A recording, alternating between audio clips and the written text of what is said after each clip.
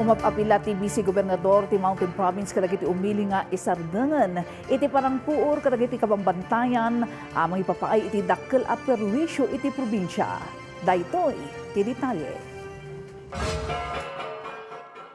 Masapul ang maisardengan dagiti forest fire. Dayta tinaingat ang mensahe ni Mountain Province Vice Governor Jose Dominguez kadagiti empleyado ti probinsyal a gobyerno kasaruno iti agsasaruno nga insidente ti panakapuor ti kabambantayan iti probinsya. Iti panagbitla na iti regular flag raising program iti nagan ni Governor Bonifacio Lacuasan Jr. Immapila isuna para iti panagtitinulong ti amin tapno magibusan ng daytoy a parikot. We appeal baka dati tumayan dito nga kada kapagyan nagpupuor pangasyon sa mo ta kwa adang pagganyo isuda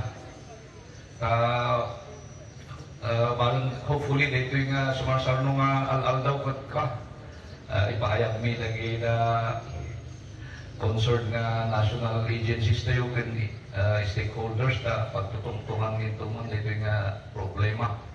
Kinunan adandanin aminan akabanbantayan iti probinsya ket mapupuuranen kanti komunidad ti agsagsagubanit ditoy adnan dagiti agparparikot iti kinawan ti supply ti danom ken respiratory illness gapo iti smog nang itundapay daytoy iti panakapukaw iti supply iti kuryente.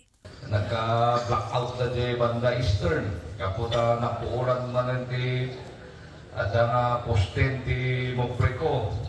Oh, kita nyo, adupi, maitid na perwisyo kaysa din pagsayaatan.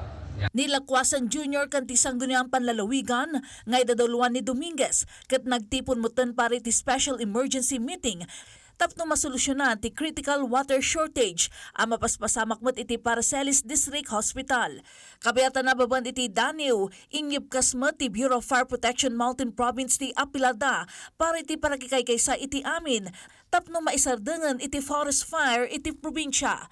Imunan nga impeteng ti BFP Cordillera ti kinakurang ti kagawaan da para iti forest fire fighting.